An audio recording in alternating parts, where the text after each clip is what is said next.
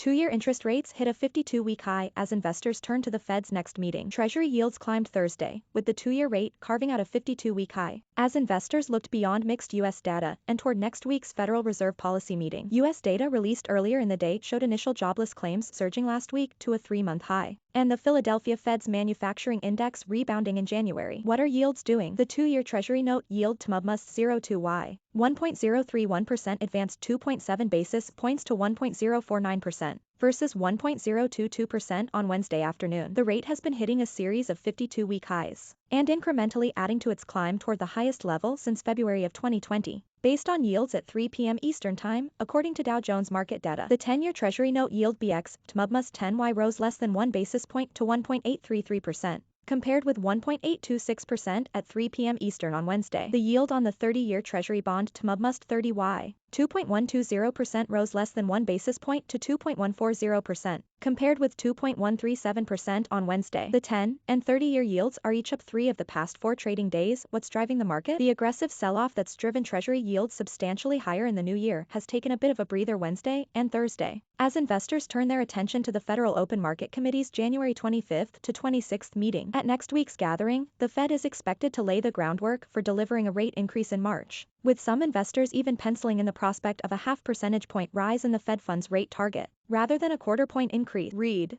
Fed to use coming policy meeting to get ducks in a row for March. Liftoff. U.S. data released on Thursday showed that initial jobless claims jumped by 55,000 last week to a three-month high of 286,000. In a sign the Omicron outbreak spurred more layoffs. Economists polled by the Wall Street Journal had forecast initial jobless claims to total a seasonally adjusted 225,000 in the 7 days that ended January 15. Meanwhile, the Philadelphia Fed's manufacturing index rebounded in January, rising by 8 points to 23.2, showing businesses are still growing despite Omicron and persistent labor and supply shortages. And existing home sales declined 4.6% between November and December amid a shortage of listings, hitting a seasonally adjusted annual rate of 6.18 million that missed economists' projection. Treasury's $16 billion TIPS, or Treasury inflation-protected securities, auction required a modest concession and, since the result of the sale, the broader market has cheapened slightly. BMO Capital Markets strategist Ben Jeffrey said in a note elsewhere on Thursday, China cut its benchmark lending rate. The move was widely expected after the central bank lowered the borrowing costs on medium-term loans earlier this week, as it attempts to support a slowing economy. Sign up for our Market Watch newsletters here. What are analysts saying? Choppy price action at the yield peaks isn't surprising, as the dearth of top-tier economic data ahead of next week's Fed meeting has left investors to ponder the sustainability of the repricing without fundamental inputs or official commentary. To refine expectations, BMO's Jeffrey and strategist Ian Lingen wrote in a note.